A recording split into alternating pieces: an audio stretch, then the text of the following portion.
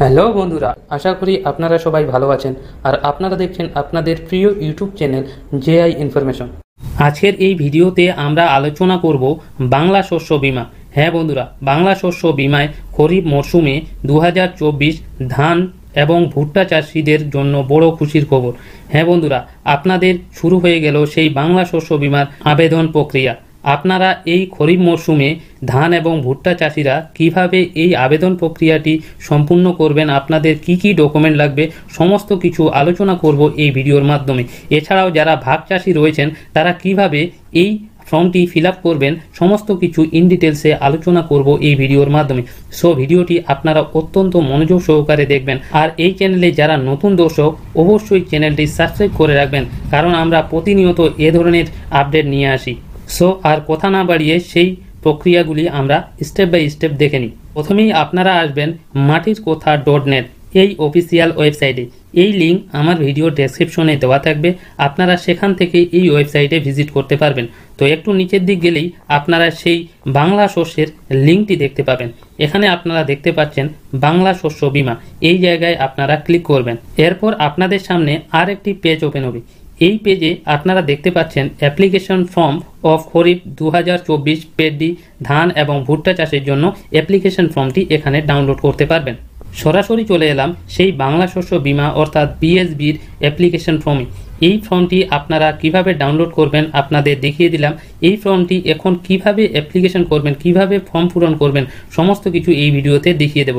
তো প্রথম ফর্মটি হলো ধান মরশুম, অর্থাৎ যারা ধান চাষি তাদের জন্য এই ফর্মটি আপনারা প্রিন্ট আউট করে বের করে নেবেন। একটু নিচের দিক গেলে আপনারা দেখতে পাবেন খরিফ মরশুম 2024 ভুট্টা, যারা ভুট্টা চাষি এই ফর্মটি আপনারা প্রিন্ট আউট করে বের করে নেবেন এবং তারপর আপনারা ফিল আপ করে আপনাদের কাছাকাছি এডিও অফিসে জমা দেবেন। এছাড়াও এই ফর্মটি আপনাদের এডিও অফিস বা কৃষি অধিকারী অফিসে আপনারা ফর্মটি সেখান থেকে সংগ্রহ করতে পারবেন।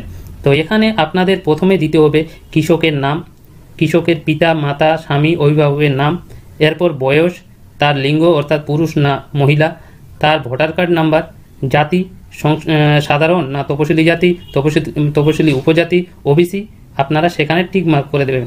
এরপর বলেছে মোবাইল নম্বর, কৃষকের মোবাইল নম্বরটি এখানে লিখে দেবেন। এরপর আধার নম্বরটি আপনারা লিখে দেবেন। বসবাসের ঠিকানা, মৌজা বা গ্রামের নাম এখানে লিখে দেবেন। এরপর বলেছে গ্রাম পঞ্চায়েত, কত নাম্বার গ্রাম পঞ্চায়েতের আন্ডারে আপনারা পড়ছেন সেই গ্রাম পঞ্চায়েতটি এখানে উল্লেখ করবেন।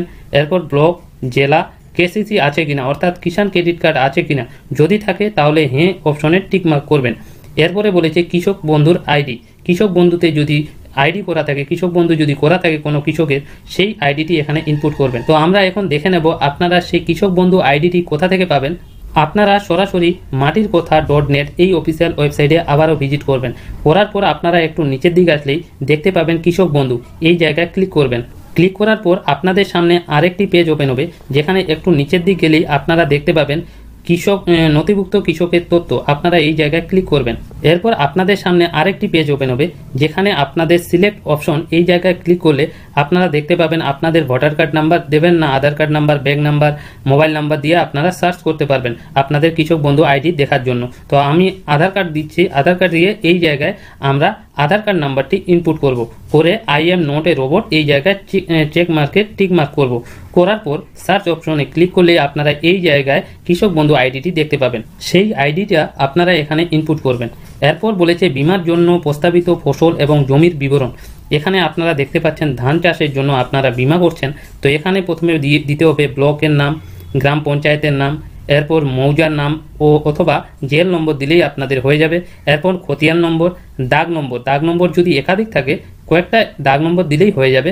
এরপর বলেছে বিমার জন্য প্রস্তাবিত এলাকা অর্থাৎ একরে, টোটাল জমির পরিমাণটা একরে এখানে লিখবেন। এরপর বলেছে নিজস্ব জমি না ভাগ চাষি না ভাড়া নেওয়া চাষি, যেটাই হন না কেন নিজস্ব জমি হলে আপনারা নিজ জমি লিখে দেবেন। এরপর বলেছে ফসল রোপণের সম্ভাবনা, রোপণের তারিখ অর্থাৎ আপনারা ধান কত তারিখে লাগিয়েছেন সেই ডেটটি আনুমানিকভাবে বসিয়ে দেবেন।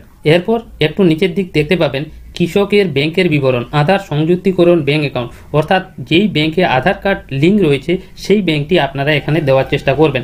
এখানে বলেছে কৃষকের নাম ইংলিশে বা বাংলায় লিখলেও হবে। এরপর ব্যাংকের নাম, ব্রাঞ্চের নাম, অ্যাকাউন্ট নম্বর, আইএফএসসির কোড নম্বরটা এবং অ্যাকাউন্টের ধরন অর্থাৎ কারেন্ট অ্যাকাউন্ট না সেভিং অ্যাকাউন্ট এখানে আপনারা লিখে দেবেন। এরপর আপনাদের কৃষকের সই বা টিপ ছাপ, অর্থাৎ যারা সই করতে পারবেন তারা সই করবেন, যারা সই করতে পারবেন না তারা টিপ সই দিয়ে দেবেন। এরপর সাক্ষী সই, অর্থাৎ আপনার যদি কেউ সাক্ষী থেকে থাকে তাহলে সই দেবেন, না হলে দেওয়ার দরকার নেই। এরপর আমরা দেখে নেব আপনাদের এই ফর্মের সঙ্গে কি কি ডকুমেন্ট লাগবে, কি কি ডকুমেন্ট বাঞ্ছনীয়। এখানে বলেছে কৃষকদের দাখিলযোগ্য নথি বাধ্যতামূলক, কি কি কেওয়াইসি নথি চেয়েছে ভোটার কার্ড আইডি, আধার কার্ড আইডি। ওকে, এরপর 2 নম্বর পয়েন্টে বলেছে পাসবই, অর্থাৎ ব্যাংকের ফ্রন্ট পেজটি আপনারা জেরক্স করে এখানে অ্যাটাচ করবেন। এরপর বলেছে খতিয়ান, পর্চা বা পাট্টা বা দলিল এর নকল, অর্থাৎ জেরক্স কপি আপনারা এখানে দিতে হবে। এখানে আরেকটি ভাইটাল পয়েন্ট, ভাগ চাষিদের বা নিজের নামে জমি না থাকলে জমিতে চাষের অধিকার সংক্রান্ত শংসাপত্র দিতে হবে, অর্থাৎ নির্দিষ্ট ফর্মে গ্রাম পঞ্চায়েতের প্রধানের কর্তৃক প্রদত্ত। অর্থাৎ যারা ভাগ চাষি, যাদের নিজস্ব জমি নেই, কারো জমি চাষ করছেন, তারা এই শস্য বীমায় আবেদন করতে পারবেন। তার জন্য আপনাদের নির্দিষ্ট একটি ফর্ম রয়েছে, সেই ফর্মটি নিয়েও এই ভিডিওতে আলোচনা করব।